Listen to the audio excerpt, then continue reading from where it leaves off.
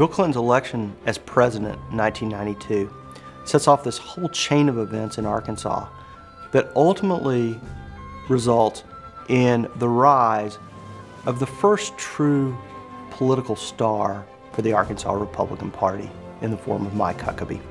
Mike Huckabee is a fascinating figure, another man from Hope, another good Southern Baptist, another good speaker, another guy with an engaging personality. He came at a good time. He had a pretty good message. He used media well.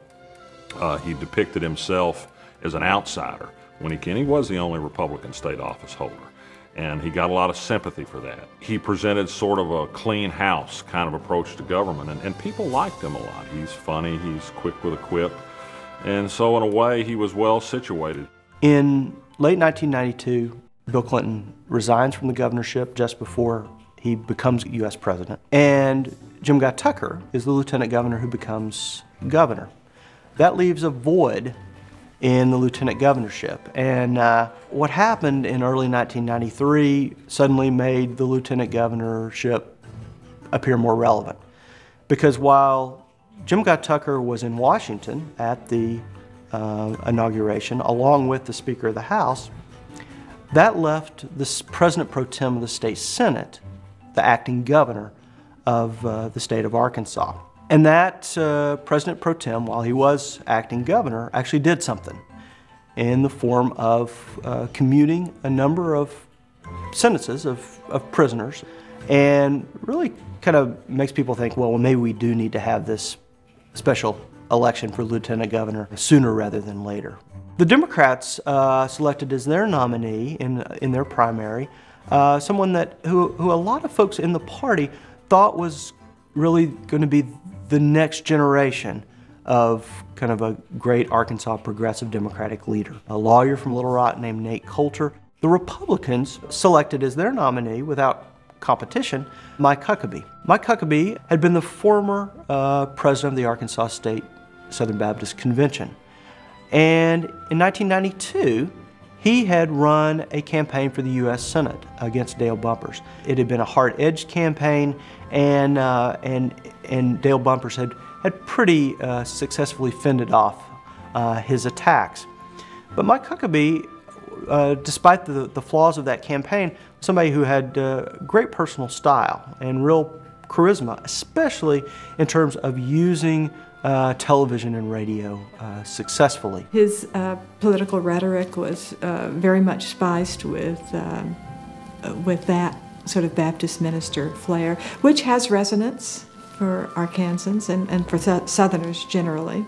That sort of rhythm to his speech that the sort of Southern Baptist or the Protestant denominations of the South tend to have. It's recognizable, it's reassuring. You think you know what you're getting when you hear that. Mike Huckabee, coming off that November loss, really never stopped running. He never ended that candidacy of '92 and kind of let it naturally lead into this 1993 campaign. And so it comes down to an election that is ultimately decided by just a few thousand votes. Mike Huckabee wins with 50.08% of the vote. I mean, a very close election. But it sets the stage for him to ultimately become governor of the state and ultimately succeed both as a politician and as a governor. Mike Huckabee becomes lieutenant governor, is elected to a full term as lieutenant governor in 1994. But it really appears that there's not going to be much opportunity for service in state politics in Arkansas, because it appeared that Jim Guy Tucker would finish his governorship, and indeed there seemed to be a lot of folks angling for the governorship in Arkansas. And so Mike Huckabee instead sees another opportunity, and that is the possibility of being a U.S. Senator. Because in 1996, David Pryor, the very popular Democratic U.S. Senator, had decided to retire, leaving an opening there. And he begins in the spring of 1996 running for the U.S. Senate, and I think in the eyes of most, might well have won that U.S. Senate position if he had stayed in the race until the end. Mike Huckabee leaves that race for the U.S. Senate because of the actions of a federal jury considering the case of his sitting governor in Little Rock. And these were a series of charges against Jim Guy Tucker and others that emanated out of the Whitewater investigation. The federal jury was considering a number of charges against Jim Guy Tucker. Ultimately, in May of 1996, that federal jury did convict Jim Guy Tucker of a number of those charges. Immediately, Jim Guy Tucker holds a press conference in which he says that he will leave the governorship as a result of being convicted of those charges so that he can better fight his conviction in the courts. And instead of continuing that race for the U.S. Senate, Mike Huckabee decides that what's best is for him to instead prepare to become governor. And so he begins the transition to the governorship on the date that had been laid out by Jim Guy Tucker for his departure. But just before Mike Huckabee and his family began to walk down to the House chamber for that swearing in, a note arrived from Governor Tucker. He had changed his mind, that instead he was not going to resign the governorship, but instead that he was going to temporarily step down while he prepared his appeal.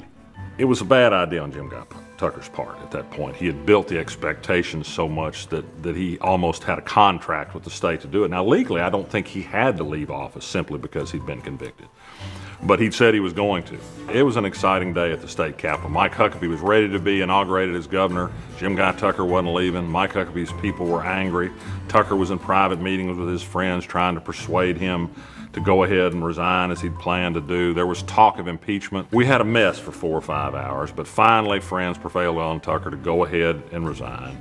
He did, and the crisis passed, and Mike Huckabee became governor, but did it on camera, under control, in a very cool and calm way, and won high marks that stood him in good stead for many years to come.